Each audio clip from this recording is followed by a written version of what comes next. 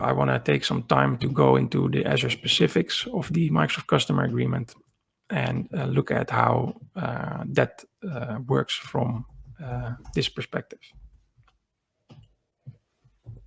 So this is some information that I have gathered from Microsoft as well. So Azure in the MCA provides deal-making flexibility supported by existing capabilities.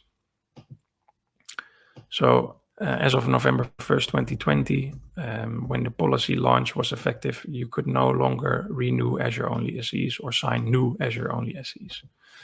There was no new introduction of Azure to a current desktop EA if you did not already have Azure in your desktop EA, and no Azure on any new desktop EAs. This means also that for Azure in an SE, if you did not previously have Azure in your SE, for which you also had SQL and Windows Server, for instance, or SIS, I should say, then you could not sign the desktop or server and cloud enrollment. So how does it work deal-making wise?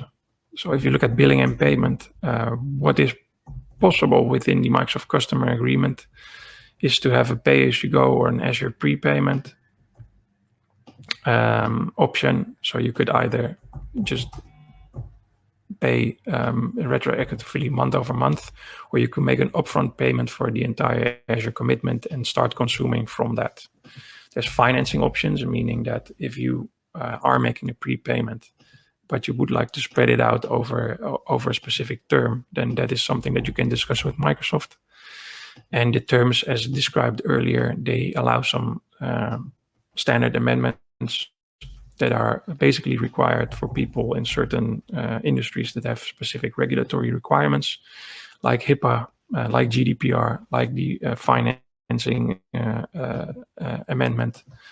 And they can make changes to publicity, and they can add things like an ESIF amendment if they are adding investment funds tied to a specific Azure purchase.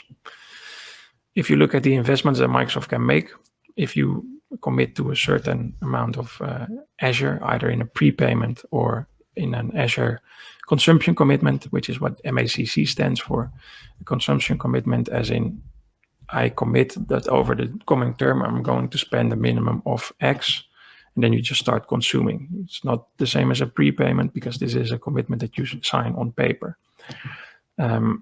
Tied to these prepayments and these Microsoft Azure consumption commitment offers, you could get an Azure commitment discount. You could get investment funds, like I previously said, and you could even get Azure credit offers, which is basically free Azure credits in your portal. So this is the overview that I just described.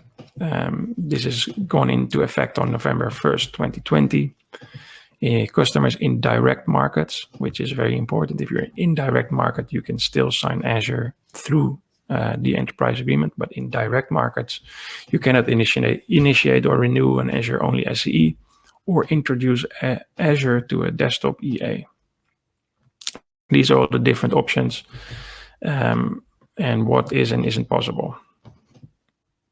So have a look through these slides if this is of interest to you. But basically, if you're signing a new contract, you're not allowed to add Azure. Enterprise agreement contract, you're not allowed to add Azure to it.